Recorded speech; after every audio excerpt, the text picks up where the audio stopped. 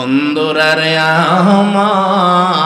আমার আল্লাহ পাক রব্বুল আলামিন ডাক মারা বলেন, আমার দয়াল নবীজি ইসলাম প্রচার করতে গিয়ে কষ্ট করছেননি? জোরে কোন? এই সামনের ছেলেরা খুব ঝিমানো অবস্থায়, ব্যাপার কি? এখানের মধ্যে অবস্থায় মনে হয় শয়তান এসে এখানের মধ্যে বসবাস করতেছে আর তালিম দিচ্ছে। এই সুবহানাল্লাহ পড়বি না? এই উচ্চ কণ্ঠে পড়ো আল্লাহু আকবার। এই তো হচ্ছে আলহামদুলিল্লাহ, আমার ছেলেটা গলা সুন্দর করে আবার বুঝতে শিখেছে। আল্লাহ পাক রব্বুল আলামিন কবুল করুন, সবাই বলুন আমিন। আমার দয়াল নবীজিকে আমার আল্লাহ পাক রব্বুল আলামিন ইসলাম প্রচারের জন্য যুগে যুগে আদম নবী থেকে আমার দয়াল নবী পর্যন্ত আকে নামদার তাজদার মদিনা সরকার দু জাহান নবী মুহাম্মদুর রাসূলুল্লাহ সাল্লাল্লাহু আলাইহি ওয়াসাল্লাম 1,24,000 মতান্তরে 2,24,000 পয়গম্বর দুনিয়ার জমিনের মধ্যে এসেছেন। আমার দয়াল নবীজি ইসলাম প্রচার করতে গিয়ে যে কষ্ট করেছেন গো, অন্য নবীগণ এমন ভাবে কষ্ট করেন নাই। মক্কার জমিনের মধ্যে যখন ইসলাম প্রচার করতে গেলেন, এই আয়াতটা নাজিল হওয়ার কারণ কি? এটার কারণটা উদ্ঘাটন করতে হবে গো। উদ্ঘাটনটা হচ্ছে এই রকম, আমার দয়াল নবীজি মক্কার জমিনের মধ্যে ইসলাম প্রচার করতে গেলেন। ইসলাম প্রচার করতে গিয়ে আবু জেহেল, উতবা, সায়বা এমন ভাবে, আবু লাহাব এমন ভাবে পাথর নিয়েছে গো, নবীজির বদন মোবারকের মধ্যে, অর্থাৎ নবীজির শরীর মোবারকের মধ্যে, মুখ মোবারকের মধ্যে, সারা শরীরের মধ্যে পাথর এমন ভাবে বৃষ্টির মতো ছুঁড়ছে। এই ছুঁড়ার কারণে আমার দয়াল নবীজির শরীর মোবারক থেকে রক্ত মোবারক জোর জোর করে প্রবাহিত হয়েছে। তায়েফের জমিনের মধ্যে যখন গেলেন গো, ছোট্ট ছোট্ট বাচ্চাদেরকে এমন ভাবে লেলিয়ে দিয়েছে। কেমন ভাবে লেলিয়ে দিয়েছে? এই আব্দুল্লাহর পুত্র মুহাম্মদকে খতম করে ফেলো। তারা কি করেছে? ছোট্ট ছোট্ট বাচ্চারা আমার দয়াল নবীজিকে পাথর দিয়ে এমন ভাবে ঢিল মাইরা রক্তাক্ত করেছে সারা শরীরের মধ্যে। আমার আল্লাহ পাক রব্বুল আলামিন আমার নবীকে ডাক মেরা বলতেছে, নবী গো,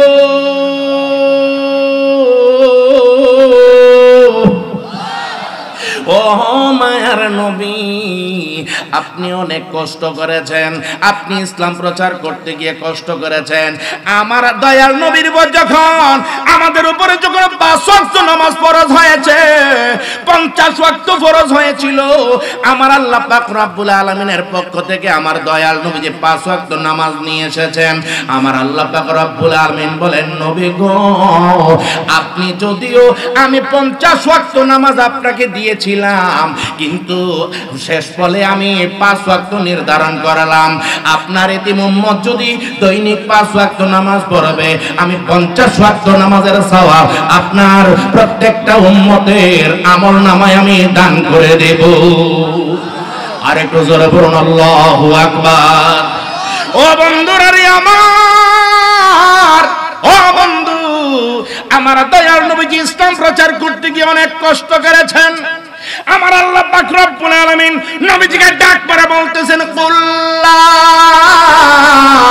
আসআলুকুম আলাইহি আজরান ইল্লাল মাওয়াদ্দাতু ফিল কুরবা।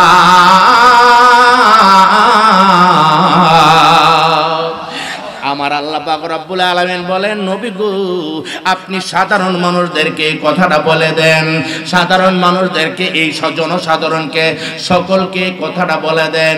এই জনসাধারণরা, আমি তো ইসলাম প্রচার করেছি কত কষ্ট করে, কিন্তু তোমাদেরকে এই ইসলাম প্রচারের বিনিময়ে আমি কোনো কিছুই চাই না। আমি বিনিময় হিসাবে চাই একমাত্র আহলে বায়াতের মহব্বত। জোরে করুন আল্লাহু আকবার। আরেকটু জোরে বলুন ইয়া রাসূলুল্লাহ। তাহলে আমরা আহলে বায়াতের মহব্বত চাই কি চাই না? জোরে বলুন, চাই কি চাই না? আহলে বায়াতের মহব্বত যার অন্তরের মধ্যে না থাকবে, নবী বলেন সে আমাকে ভালোবাসলো না। সুবহানাল্লাহ করুন না। মান আতা আলিয়ান, একটা হাদিস শরীফের মধ্যে এসেছে, মান আতা আলিয়ান ফাকাদ আতাআনি ওয়া মান আসা আলিয়ান ফাকাদ আসানি। বন্ধুরারে আমার, ও বন্ধু, এই কথা যখন বলল, কি কথা বলেছে? আমার দয়াল নবী বলতেছেন, মান আতা আলিয়ান, যেই ব্যক্তি হযরত আলী রাদিয়াল্লাহু তাআলা আনহুর আনুগত্য করলো, সেই ব্যক্তির জন্য আমি নবীর আনুগত্য করলো। এক পর্যায়ে আমার দয়াল নবীজি ডাক মেরে বলতেছেন, যেই ব্যক্তি আমার আনুগত্য করলো, সে যেন সব আল্লাহর আনুগত্য করলো। একটা জবান বন্ধ না রেখে চিৎকার মেরে বলুন আল্লাহু আকবার। আরেকটু জোরে বলুন ইয়া রাসূলুল্লাহ। বন্ধু, ও বন্ধুরারে আমার, এবার তাহলে বোঝা গেল এই আয়াতে কারিমা যখন নাজিল হয়েছে, এই আয়াতে কারিমা যখন নাজিল হয়েছে, তখন হযরতে ইবনে আব্বাস রাদিয়াল্লাহু তাআলা আনহু ডাক মেরে বলতেছে, নবী গো, ও মায়ার নবী, দয়ার নবী, এই আয়াতে কারিমা নাজিল হওয়ার পরে আপনি বলতেছেন আমার আহলে বায়াতের মহব্বত, আহলে বায়াতের ভালোবাসা যদি আমার প্রত্যেকটি মানুষের অন্তরের মধ্যে না থাকে, তাহলে সেই ব্যক্তি ঈমানদার হবে না। এখন আহলে বায়াত কারা? আমার দয়াল নবী ডাক মেরে বলতেছেন, আহলে বায়াত হচ্ছে হযরতে আলী, ফাতেমা, হযরতে হাসান, হুসাইন। চিৎকার মেরে বলুন আল্লাহু আকবার। আরেকটু জোরে বলুন ইয়া রাসূলুল্লাহ। তাহলে আমরা আহলে বায়াতের মহব্বত চাই কি চাই না? জোরে বলুন, চাই কি চাই না? আহলে বায়াতের মহব্বত যদি অন্তরের মধ্যে না থাকে, তাহলে কবরের মধ্যে পর্যন্ত কি আপনি ঠাঁই পাবেন? আমাদের আসল বাড়ির নাম কি? বিল্ডিং না কবর? আরেকটু আস্তে কও। আমাদের আসল বাড়ির নাম কি? কবর। তো এই কবরটাকে তো আমাদেরকে সাজাইতে হবে। কবরকে আমাদেরকে কি করতে হবে? সাজাইতে হবে। কি দিয়া? ফুল দিয়া? কি আমল দিয়া? কি আমল? শুধু আমল থাকলে চলবে না, ঈমানটারে আগে পাকাপোক্ত করতে হবে। ঈমান যদি থাকে তাহলে আমলের দাম আছে, ঈমান নাই আমলের কোনো দাম। যারা বলেন আমলের কোনো দাম। তাহলে আমলটা করতে হবে কেমন ভাবে? কবরের মধ্যে যখন যাবেন তখন কিন্তু তিনটা প্রশ্ন করবে, তিনটা প্রশ্ন করবে কবরের মধ্যে যাওয়ার পরপরই। তখন কিন্তু যদি আপনার আমল ভালো থাকে তাহলে কিন্তু এই মুনকার নাকির আসবে। মুনকার নাকির আসলে পরে তিনটি প্রশ্ন করবে, মার রাব্বুকা, তোমার প্রভুকে, ওমা দীনুকা, তোমার ধর্ম কি, মান হাযা রাসূলুল্লাযী বুইসা ফিকুম, নবীজিকে কবরের মধ্যে সরাসরি হাজির করে রাখবেন। তিনি কে? যিনি তোমার কবরে। সুবহানাল্লাহ। যদি সত্যিকার ভাবে ঈমানদার মুসলমান হয় তাহলে সঙ্গে সঙ্গে বলে দিবে রব্বি আল্লাহ। প্রথম প্রশ্নের উত্তর বলে দিবে রব্বি আল্লাহ, তিনি হচ্ছেন আমার আল্লাহ। ওয়ামা দীনুকা, তোমার ধর্ম কি? বলবে দীনিয়াল ইসলাম, আমার ধর্ম হচ্ছে ইসলাম। মান হাযা রাসূলুল্লাযী বুইসা ফিকুম, তিনি কে? যিনি তোমার কবরে। তখন যদি সত্যিকার ঈমানদার মুসলমান হয়, যদি আহলে বায়াতের প্রেমিক হয়, হযরত আলী আলাইহিস সালামকে ভালোবাসে, মা ফাতিমাকে ভালোবাসে, আহলে বায়াতকে ভালোবাসে, আওলাদে রাসূলকে ভালোবাসে, তাহলে সঙ্গে সঙ্গে কবরের মধ্যে উত্তর দিয়ে দেবে হাযা রাসূলুল্লাহ সাল্লাল্লাহু আলাইহি ওয়াসাল্লাম, তিনি হচ্ছেন আকায়ে আম্বার তাজুল মদিনা, সরকারে দুজাহা নবী মুহাম্মদুর রাসূলুল্লাহ সাল্লাল্লাহু আলাইহি ওয়াসাল্লাম। চিৎকার মেরে বলুন আল্লাহু আকবার। তাহলে যদি ঈমানদার হয় তাহলে আনা সুন্দর করে উত্তর দেওয়ার সুযোগ আছে। যদি ঈমানদার না হয়, যদি আহলে বায়াতকে ভালো না বাসেন তাহলে তো উত্তর দিতে পারবেন না। যদি আমার দয়াল নবীজিকে রক্তে মাংসে গড়া, ভুল ভ্রান্তিতে ভরা একজন সাধারণ মানুষ বলে, তখন কি হবে? উত্তর কি দিতে পারবেন? উত্তর তো দেওয়া সম্ভবপর হবে না। তখন কিন্তু কবরের মধ্যে এমন ভাবে কি করবে, কবরের মধ্যে কিন্তু অন্ধ ফেরেশতাকে নিয়োগ করা হবে। একজন অন্ধ ফেরেশতা আসবে। সেই অন্ধ ফেরেশতা যখন আসবে তখন তাকে কি করবে, তার হাতের মধ্যে বিশাল বড় একটা হ্যামার থাকবে। হ্যামার চিনেন তো? জোরে বলুন। বিশাল বড় হাতুড়ি। আমার নবীকে চিনবে না, তখনই কিন্তু আল্লাহ পাক পাঠিয়ে দিবে সেই অন্ধ ফেরেশতাকে।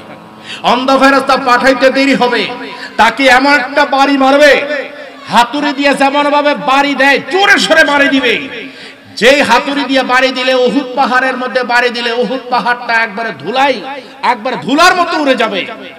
এমন ভাবে এইভাবে বিশাল বড় হাতুড়ি থাকবে, সেই হাতুড়ি দিয়ে যখন বাড়িটা দিব তখন সে 70 গজ নিচে যাবে। কয় গজ? জোরে বলুন কয় গজ? আরেকটু আস্তে কোন কয় গজ? 70 গজ নিচে যাবে। যখন 70 গজ নিচে যাবে সে একটা চিৎকার মারবে, বন্ধুরা রে আমার, এবার 70 গজ নিচে যাবে, আবার বেশি উঠবে, এমন একটা চিৎকার মারো। চিৎকার মারার পরে সঙ্গে সঙ্গে যদি এই চিৎকার যদি দুনিয়াবাসী শুনতে পাইতো, তখন তার কান ফাইটা রক্ত বের হইয়া দুনিয়ার জমিন থেকে সে মৃত্যুবরণ করত। জোরে বলুন না সুবহানাল্লাহ। তাহলে কি আমরা কি আহলে বায়াতকে ভালোবাসবো নাকি ঘৃণা করব? যারা ঘৃণা করে, যারা আহলে বায়াতের নাম শুনতে পারে না, মাওলা আলী রাদিয়াল্লাহু তাআলা আনহুর নাম শুনতে পারে না, যারা মা ফাতেমাকে শুনতে পারে না, ইমাম হাসান হুসাইনকে ভালোবাসে না, এজিদের দলকে ভালোবাসে, তাদেরকে এমন ভাবে প্রহার করতে থাকবে, কিয়ামত পর্যন্ত প্রহার করতে থাকবে। এই প্রহার করতে করতে এরপরে একদিন হাসর নসরের ডাক উঠবে। আল্লাহু আকবার কন্যা, জোরে বলুন আল্লাহু আকবার। এই পৃথিবী যেমন আছে তেমন ঠিক রবে,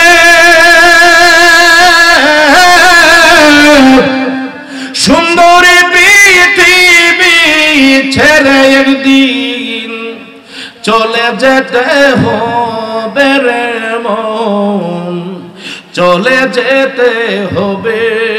ঠিক কিনা বলুন? এই পৃথিবী যেমন আছে তেমনই ঠিকই রবে, সুন্দরী পৃথিবী ছেড়ে একদিন চলে যেতে হবে রে মন, চলে যেতে হবে। তাহলে আমরা সেই মরণের কথাও কি করতে হবে? মনে রাখতে হবে। আমাদের 5 ওয়াক্ত নামাজও পড়তে হবে। কথা বলুন ঠিক কিনা? জোরে বলুন ঠিক কিনা? কথা একটা মনে পড়ে গেছে, বলবো? জোরে বলুন বলবো? এক ব্যক্তি বিয়ে করেছে কোথায়? মোল্লাবাড়ির মধ্যে। কোনখানে? নাম কি? মোল্লাবাড়ির মধ্যে।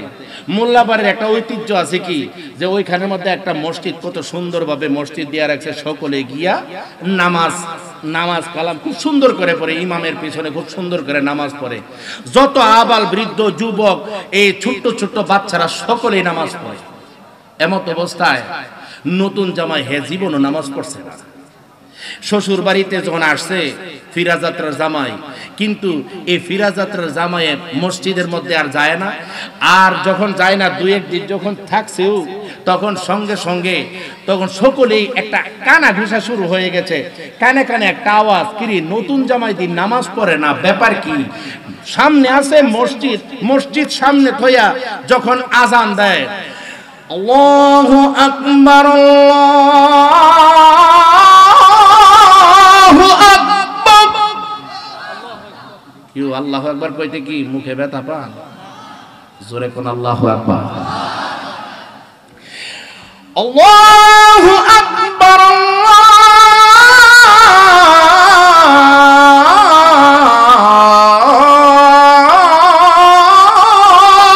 আকবার।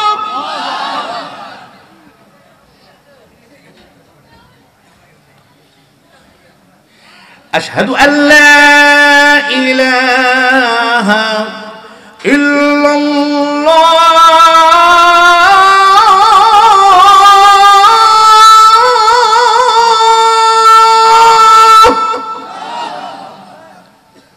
আবার 2-3 ওয়াক্ত নামাজ আবার রিপিট করে যখন গেল, ফজরের নামাজের আজান পড়ছে আবার। আসসালাতু খায়রুম মিনান নাওম।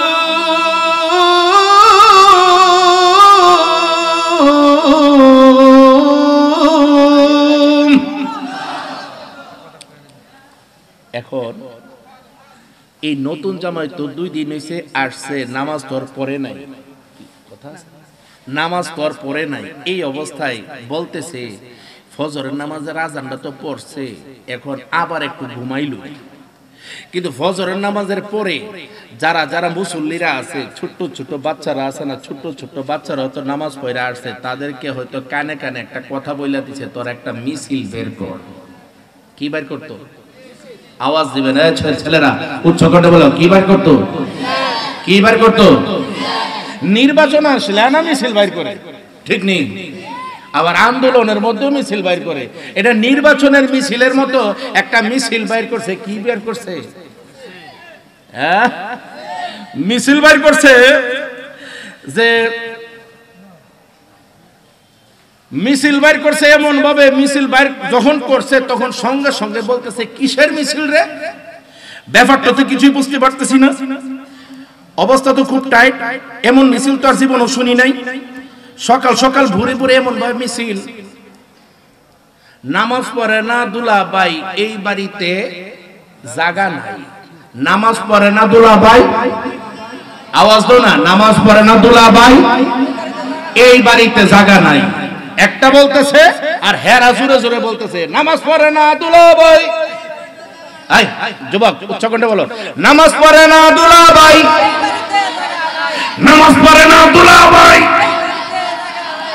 যখন জোরে জোরে মন ভাবে আওয়াজটা তুলছে, তখন নতুন জামাই আবার সুন্দর করে ঘুমের থেকে উঠে ছটফুটি করে একটা খাটের মধ্যে বসছে, বৈশাখের কিটারে কোন নির্বাচন শুরু হয়েছে? এখন তো নির্বাচন না, আরো তো পরবর্তীতে নির্বাচন। এখন কোন নির্বাচন? ঘুমের থেকে উঠলে তো এমনি তো মাথাটা একটু কেমন কেমন হয়ে থাকে। কতক্ষণ শান্ত হয়ে বইয়া চিন্তা ভাবনা করতেছে, আরে এটা তো আমার বিরুদ্ধে আনাও, এখন আমার বিরুদ্ধে নির্বাচন, আমার বিরুদ্ধে এমন ভাবে মিছিল।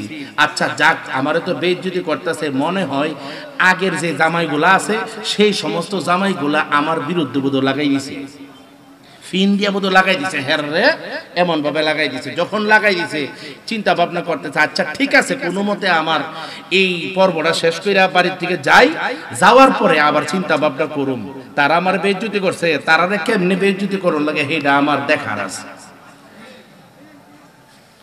নতুন জামাই বাড়িতে গেছে, বাড়িতে যাওয়ার পরে কয়েকদিন পরে, মাস খানেক পরে সে কি করছে, সকালে ঘুম দিছে একবারে মাগরিবের আগে উঠছে। সকালে যদি বেড়া ঘুম দেয় আর যদি মাগরিবের আগে উঠে, তখন কি আর ঘুম থাকে? তার কি আর ঘুম থাকে? আইসা শাশুড়িরে সালাম করছে, শ্বশুরে সালাম করছে, আর কত কুশালাদি মিষ্টি মিষ্টি আনছে। বাড়ির কাছে অর্থাৎ গ্রামের পাশে, গ্রামে বিয়ে করছে। এমত অবস্থায় বলতেছে, আচ্ছা যাক, আমি তো আসছি, বেড়াইতে আসছি, যাক এমন ভাবে কথাবার্তা বইলা টইলা। এখন তার তো সারা রাত্রি আর ঘুম নাই, তা মনে মনে ভাবতেছে আজ কই আমার শ্বশুর শাশুড়িরে বুঝামো ভালো করে, আমার যে বেইজ্জতিরে কইরা দিছি না আজকে বুঝামো। আজকে নতুন কিনা আরে প্রজন্ম ঠিক কিনা? বন্ধুরা রে আমার, ও বন্ধু, যে ব্যক্তি ওই কবরের মধ্যে যাইব বেঈমান হইয়া, এমনি ভাবে কি করতে থাকবে, তাকে শাস্তি দিতে শুরু করবে। এমন একটা হাতুড়ি দিয়ে বাড়ি দিবে, 70 গজ নিচে যাবে, আবার ভেসে উঠবে।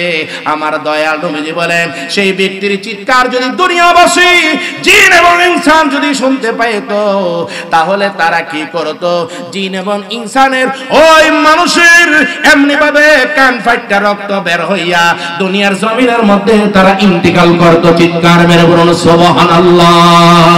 কবরের আযাব এত কঠিন, সইতে আমি পারিব না। মৃত্যুর যন্ত্রণা এত কঠিন, সইতে আমি পারিব না। ও গো দয়াময় হে রহিম, ও গো দয়াময় হে রহিম, চাই শুধু তোমার করুণা। কবরের আযাব এতই কঠিন, সইতে আমি। মসজিদের ওই পালকি খানা আসবে সবার ধারে সবার জানা, মসজিদের ওই পালকি খানা আসবে সবার ধারে সবার জানা।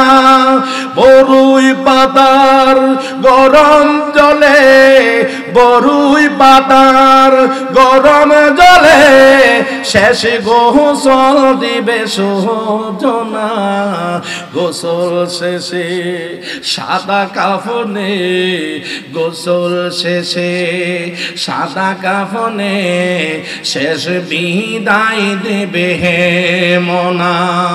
মৃত্যুর যন্ত্রণা এতই কঠিন, পড়ুন না, মৃত্যুর যন্ত্রণা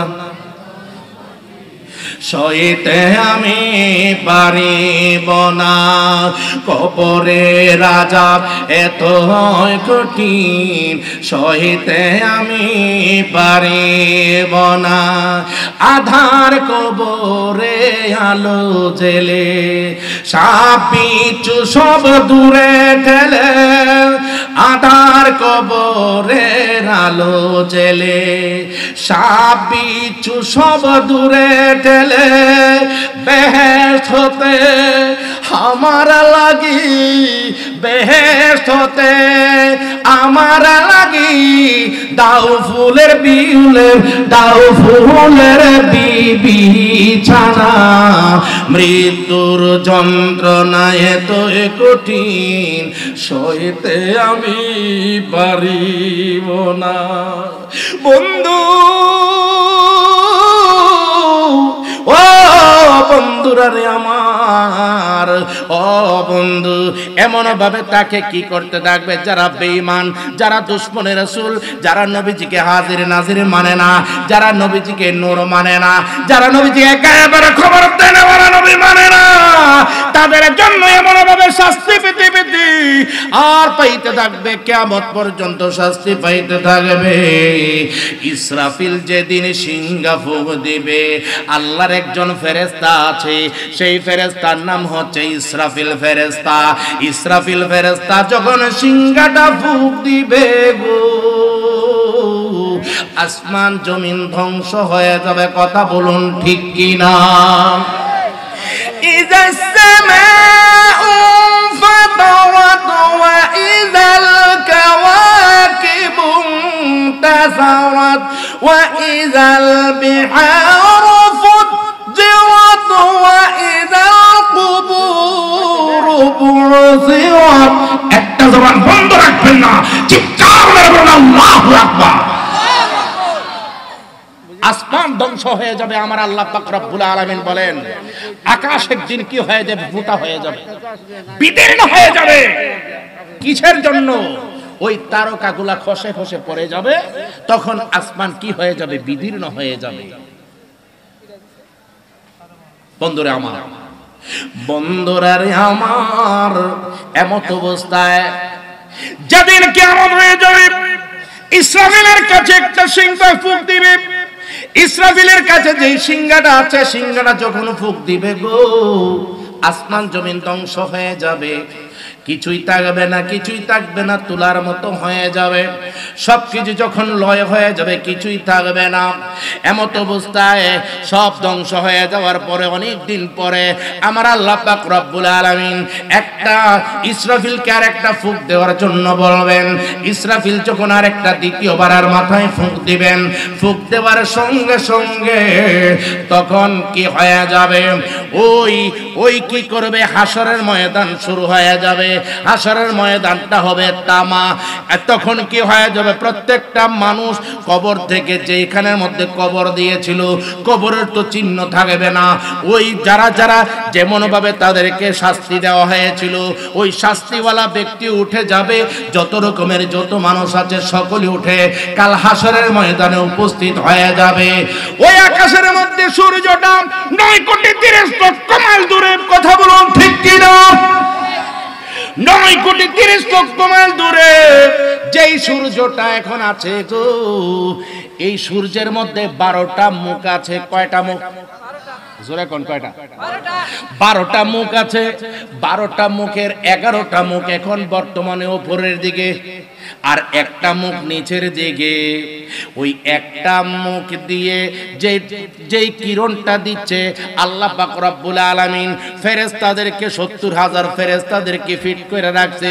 ও ফেরেশতারা, দুনিয়ার জমিনের মধ্যে আমার বান্দারা আছে, আমার বান্দারা যে আছে তারা যে একটা মুখের আলো দুনিয়ার জমিনের মধ্যে পৌঁছে, এই সাধারণ যে আলোটা, এই আলোটা তারা সহ্য করতে পারবে না, এই সূর্যের হিটটা তারা সহ্য করতে পারবে না।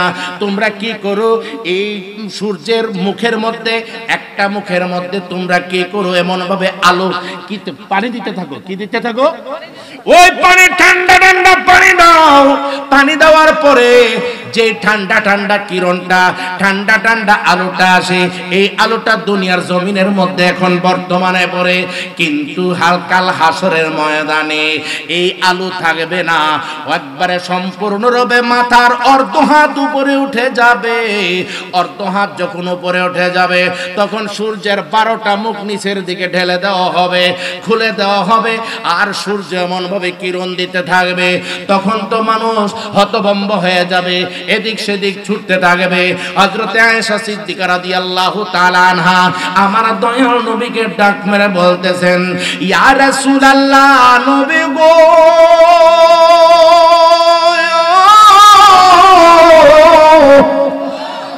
ও মায়ের নবী, দয়ার নবী, কাল হাসরের ময়দানে মানুষ কেমন করে উঠবে? তাদেরকে তো শুধুমাত্র একটা কাফন পরাইয়া সুন্দর করে তাদেরকে কবরস্থ করেছিল, এখন তারা কোন কাপড় নিয়ে উঠবে? আমার দয়াল নবী বলতেছেন, আয়েশা গো, তারা কাপড় নিয়ে উঠবে না, তারা উলঙ্গ অবস্থায় উঠবে। আয়েশা সিদ্দিকা ডাক মেরে বলতেছেন, ইয়া রাসূলুল্লাহ, ইয়া হাবিবাল্লাহ, তারা যদি উলঙ্গ অবস্থায় সবাই যদি উঠে, একজন আর একজনের লজ্জাস্থান দেখে ফেলবে, শরমের কথা, লজ্জার কথা। হযরতে আমার দয়াল নবী, কামেলওয়ালা নবী মুহাম্মদুর রাসূলুল্লাহ সাল্লাল্লাহু আলাইহি ওয়াসাল্লাম ডাক মেরে বলতেছেন, আয়েশা,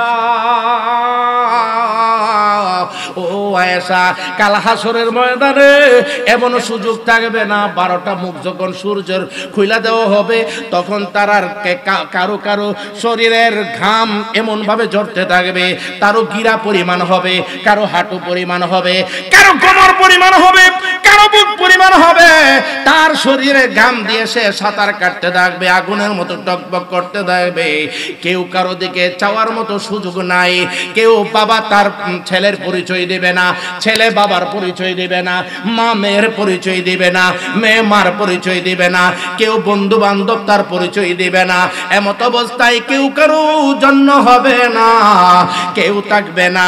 এমত অবস্থায় তারা চিন্তা ভাবনা করতে থাকবে, আমরা কার কাছে গিয়ে আমরা একটা আশ্রয় চাই, আমরা আল্লাহর কাছ থেকে কার কাছে আমরা শাফায়াত চাইবো, আমরা কার কাছে শাফায়াত পাইতে পারি। এমত অবস্থায় সকলে কয়েকজনে সম্মিলিত হয়ে চিন্তা ভাবনা করবে। আমাদের আদি পিতা তো হযরত আদম আলাইহিস সালাম, আদম আলাইহিস সালামের কাছে গেলে হয়তো আমাদেরকে সুপারিশ করবে আল্লাহর পক্ষ থেকে। সুবহানাল্লাহ কন্যা সকলে চিন্তা ভাবনা করব, আদম নবীর কাছে যাবে। আদম নবীর কাছে দলবদ্ধ হইয়া মনে করেন আমরা যাব। আমরা যাওয়ার পরে আদম নবীকে বলবো, আদম নবীকে বলবো, আদম নবী গো, ও আদম নবী, আমাদেরকে সুপারিশ করুন। আর সহ্য হই না, গরমের কারণে আর সহ্য হই না, আর কি করব, তাড়াতাড়ি আল্লাহর দরবারের মধ্যে আমাদেরকে সুপারিশ করুন। আদম নবী বলবে, আমি পারবো না। গিয়া দেবে আদম নবী নিজে নিজে বলতেছে, রব্বি নাফসি, রব্বি নাফসি, আল্লাহ আমাকে বাঁচাও, আল্লাহ আমাকে বাঁচাও। নাই কোনো বন্ধুগণ, নাই দরদি নাই, চলবনি চলবনি চলবনি চলবনি, নাই কোনো বন্ধুগণ, নাই দরদি নাই, কঠিন দিনে আমার নবীজি বিনে, কঠিন দিনে আমার নবীজি বিনে। উম্মতি উম্মতি বলে কাঁদবে নবী সেই দিনে, কঠিন দিনে আমার নবীজি বিনে, কঠিন দিনে আমার নবীজি বিনে। রোজ হাসর কঠিন নিদানে রব্বুল আলামিন ওয়াহিদুল কাহ্হার বলে সাজিবেন হাকিম।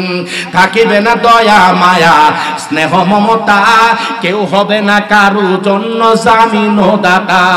হায় হায় হাহাকারে উঠিবে ধ্বনি, পিপাসায় ফাটিবে ছাতি, মগজ গলে পানি। আল্লাহু আকবার বলেন না। হায় হায় হাহাকারে উঠিবে ধ্বনি, পিপাসায় ফাটিবে ছাতি, মগজ গলে পানি। কাঁদিতে থাকিবে সেদিন আদমের আওলাদ, কাঁদিতে থাকিবে সেদিন আদমের আওলাদ। সুপারিশের জন্য আদমের কাছে করবে ফরিয়াদ। আদম বলবে সুপারিশ আমি করতে পারবো না, গন্ধম খাইতে নিষেধ করলে নিষেধ মানলাম না।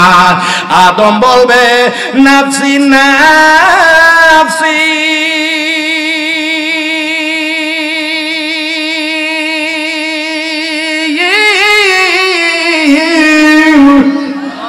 আল্লাহু আকবার না। গন্ধম খাইয়া যেন ভুল কইরাছি গো। আদম নবী কি ভুল করছে? আদম নবী ভুল করছে? আদম নবী ভুল করে, জোরে কর, আদম নবী ভুল করে। নবীগণ আল আম্বিয়া ও মাসুমুন, নবীগণ হচ্ছে নিষ্পাপ বেগুনাহগার, তারা কোনো ভুল করেন না। কথা বলুন ঠিক কিনা? কিন্তু আল্লাহ পাক রব্বুল আলামিন বলেন ফিল আরদি খলিফা, আদমকে, হযরত আদম আলাইহিস সালামকে জমিনের জন্য আল্লাহ পাক রব্বুল আলামিন বানাইছেন। কথা বলুন ঠিক কিনা? তাহলে বেহেশতের মধ্যে রাখার তো আল্লাহর কোনো ইচ্ছা নাই। আল্লাহ একটা বাহানা দিয়ে দুনিয়ার জমিনের মধ্যে পাঠাইবো, এটা হচ্ছে আল্লাহর ইচ্ছা। এই জন্য আল্লাহ পাক রব্বুল আলামিন যেমনে পাঠাইছে, কিন্তু আদম আলাইহিস সালামের ধারণা আমি ভুল করে লাইছি। জোরে পড়ুন না সুবহানাল্লাহ। তাই বলে আমরা আদমের উম্মত হইয়া, আমরা নবীর উম্মত হইয়া, কোন নবীর উম্মত হইয়া কোন নবীর ভুলের এমন ভাবে কথা বলতে পারবো? আদম বলবে নাফসি নাফসি,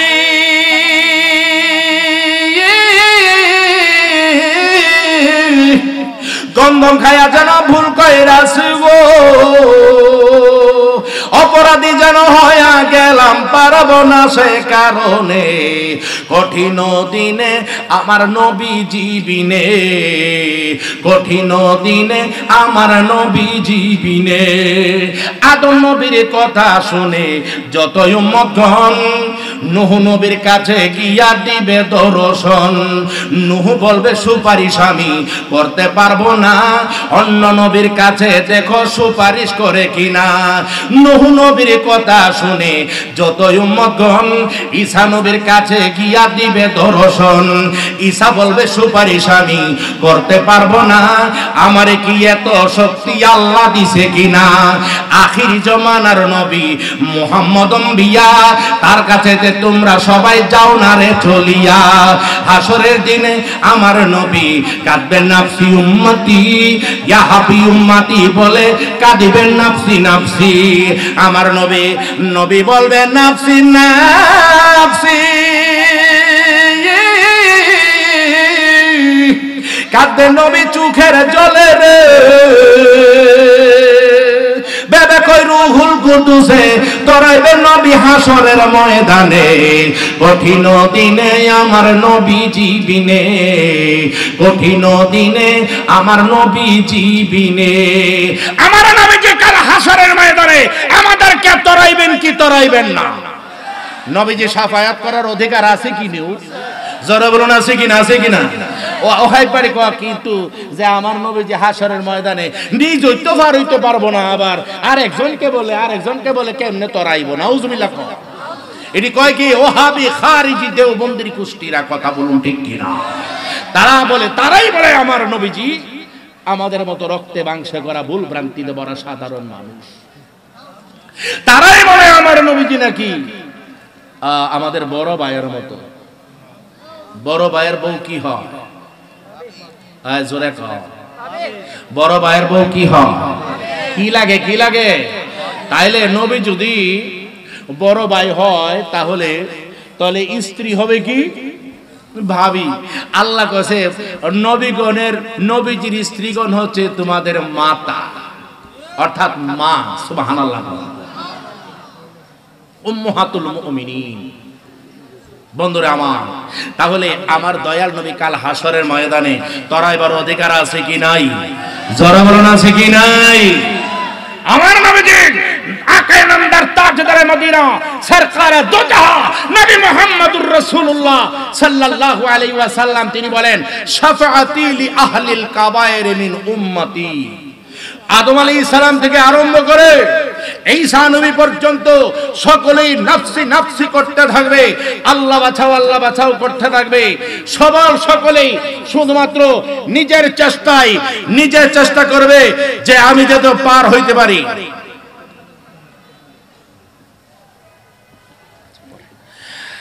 আমার দয়াল নবী আকা মাওলা তাজদারে মদিনা সরকারে দো জাহান নবী মুহাম্মদুর রাসূলুল্লাহ সাল্লাল্লাহু আলাইহি ওয়াসাল্লাম তিনি কি করবেন? কাল হাসরের ময়দানের মধ্যে একটি কাজ করবেন। যদিও আদম নবী থেকে ঈসা নবী পর্যন্ত কেউ হাসরের ময়দানে সর্বপ্রথম কেউ শাফাআত করার অধিকার নাই, কিন্তু পরবর্তীতে আবার শাফাআত তাদের যার উম্মতদেরকে করবে। কিন্তু আমার দয়াল নবীজি সর্বপ্রথম শাফাআত করবেন। নবীজি বলেন কাল হাসরের ময়দানে আমি বড় বড় গুনাহগার যারা দুনিয়াতে কইরা রাখছে, তওবা করার সুযোগ পায় নাই, তওবা না করে দুনিয়ার জমিন থেকে পার হয়ে গেছে ঈমানটা কোনোমতে লইয়া, কাল হাসরের ময়দানে আমি ওই বড় বড় গুনাহগার উম্মতদেরকে আমি ধরবো, যেই ধরার কারণে আমি তাদেরকে ৩০,০০০ বছরের রাস্তা পার করে আমি জান্নাতের মধ্যে তাদেরকে পার করব। জোরে কর সুবহানাল্লাহ। তাহলে আমার নবীজির পাওয়ার শক্তি আছে কি নাই? পাওয়ার দিয়েছেন কে? জোরে বলুন, পাওয়ারটা দিয়েছেন কে? আল্লাহ যদি দিয়ে থাকেন তাহলে আমাদের শরীরের মধ্যে কোনো জ্বালা যন্ত্রণা আছে? জ্বালা যন্ত্রণাটা কার? আমরা ঈমানের বাজারে আগুন জ্বলছে বর্তমানে, হচ্ছে ঈমানের বাজারে ঈমানের বাজারের মধ্যে আগুন, কিন্তু আমলের বাজারের মধ্যে আগুন নাই। কথা বলুন ঠিক কিনা? নামাজ পড়তে যাবে ৫ ওয়াক্ত, আরো ডাইকা সুন্দর করে নিতেছে, বলে আসেন না। যারা নামাজ না পড়ে হের কাছে যায় না, যারা হুজুর যারাই রয়েছে এই অবস্থায়, হের তো হুজুর আসেন না, নামাজটা পড়ে দেন। তুমি কি এখন হুজুরে বলা লাগবে হুজুর কি নামাজ পড়তো না? কথা বলো ঠিক কিনা? আসেন না। নামাজের বাজারের মধ্যে আগুন নাই, কিন্তু ঈমানের বাজারের মধ্যে আগুন। ঈমানটা নিয়ে এখন চিনিমিনি খেলা, ঈমানকে বরবাদ করার জন্য চতুর্দিক দিয়ে লেগে আছে। বন্ধুরে আমার, এই জন্যই বলতে হয় থাইকো হুঁশিয়ারে মুমিন, থাইকো হুঁশিয়ারে। অসুবিধা? থাইকো হুঁশিয়ারে মুমিন, থাইকো হুঁশিয়ারে। দরমানিয়া বারাবারি আগুন ঈমানের বাজার, থাইকো হুঁশিয়ার মানুষ, থাইকো হুঁশিয়ারে। উম্মত হবে ৭৩ দল, ৭২ দল যাবে রে দল, বলিয়াছেন নবী দলে, দেখ না হাদিস পড়ে। বর্তমানে বাতিল ফেরকাই বিশ্ব গেছে পড়ে, যুক্তি দিয়া সরল মনা লোকের ঈমান চুরি করে। থাইকো হুঁশিয়ার মানুষ, থাইকো হুঁশিয়ারে। দরমানিয়া বারাবারি আগুন ঈমানের বাজার, থাইকো হুঁশিয়ার মানুষ, থাইকো হুঁশিয়ারে। নবীর তাজিম মিলাদ কিয়াম পড়া দরকার আছে কি নাই? জোরে বলুন আছে কি নাই? এরকম মিলাদ, যদি মিলাদের কথা শুনে, কিয়ামের কথা শুনে, তখন তারা এমন ভাবে তাদের চেহারাটা পাতিলার তলার মতো কালো হয়ে যায়। ঠিক কিনা বলুন? তাহলে তাদের সঙ্গে কি আমরা থাকব? আমরা তাদের সঙ্গে নাই। কারা কারা থাকবেন একটু হাত তোলেন। বুঝে না? আমরা কি ওয়াহাবিদের সঙ্গে আছি? আমরা ওয়াহাবিদের সঙ্গে আছি? আমরা কি গাদ্দারদের সঙ্গে আছি? যারা আল্লাহর ওয়ালির প্রশংসা করে, আল্লাহর ওয়ালির দরবারের মধ্যে তারা যেতে কয় না, বরং তারা শিরিক ফতোয়া দেয়। আল্লাহর ওলির মাজার শরীফে যদি কেউ যায় তারা বলে বেদাত বেদাত, হারাম হারাম হারাম। আসলে হেরার শুধু শুধু হেরা বেদাত বেদাত কয়, হেরার আসলে দাঁতই নাই। কথা বলুন ঠিক কি না? ঠিক বলে কয়। আর জোরে কোন ঠিক? আর একটু জোরে আল্লাহু আকবার।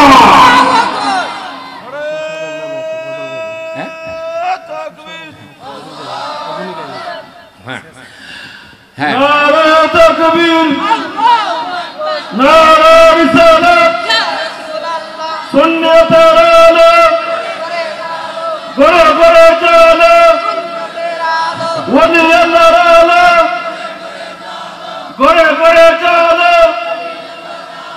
মিলাদ কিরাম যেখানে, আওলাদ রাসূল যেখানে, ঐতিহ্যবাহী কান্দুরা দরবার শরীফ, নারে তাকবীর, আলহামদুলিল্লাহ। আরেকটু জোরে বলুন আলহামদুলিল্লাহ। তাহলে এই যে আজকে ওয়াসিম সাহেব, সৈয়দ ওয়াসিম সাহেব যে আজকে এই মাহফিলটি এত সুন্দর করে সাজিয়েছেন, আপনাদের জন্য লাভ না ক্ষতির কারণ? জোরে বলুন লাভ না লোকসানের কারণ? আমরা কি লাভ চাই না লোকসান চাই? আমরা আল্লাহর রাসূলের ভালোবাসা চাই কি চাই না? জোরে বলুন চাই কি চাই না? তাহলে আমরা একটাই মূল মন্ত্র থাকবে, একটাই মূল উদ্দেশ্য থাকবে, আল্লাহর রাসূলকে পাওয়া। নবীর তাজিম মিলাদ কিয়াম, আহলে বয়াতের সম্মান করিতে আউলিয়ার সন্ধান বলছেন বড়ুয়ারে। এই সব কথা শুনলে তাদের বুকে আগুন ধরে, ঠিক কিনা বলুন? বুকে আগুন ধরে। শয়তান যেমন বেজার ছিল, শয়তান যেমন বেজার ছিল, আদম সেজদা করিবার থাইকো হুঁশিয়ার মানুষ, থাইকো হুঁশিয়ারে। একটু